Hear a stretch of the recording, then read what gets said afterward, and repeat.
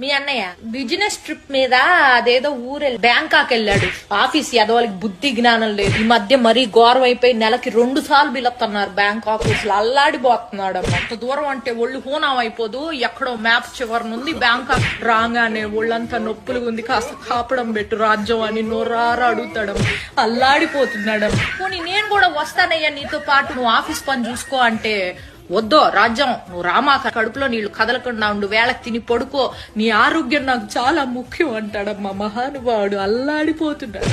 ఓ రోజైతే అర్ధరాత్రి పూట ఆఫీస్ నుంచి పూజ అనే అమ్మాయి ఫోన్ చేసి నువ్వు ఉన్న పళంగా రావాలి అర్జెంటుగా అని చెప్పేసేసరికి మనిషి ప్యాంటు చొక్కా వేసుకుని గబా గబా గబా గబా బయలుదేరిపోయాడమ్మా. తెల్లారొచ్చాక తెలిసింది ఆ పూజ అనే అమ్మాయి ఫోన్ చేయకపోతే ఉద్యోగం కాస్త ఊడిపోయేది. అల్లాడిపోతున్నాడమ్మా మనిషి. అసలు ఏమైంది తెలుసా, నేను పుట్టిన నుంచి వచ్చేటప్పటికి ఇంట్లో ఒక అమ్మాయి ఉంది. నాన్న నీకు ఎవరండి ఈవిడే అని అడిగేసేప్పటికి అర్బన్ క్లాప్ నుంచి పిలిపించి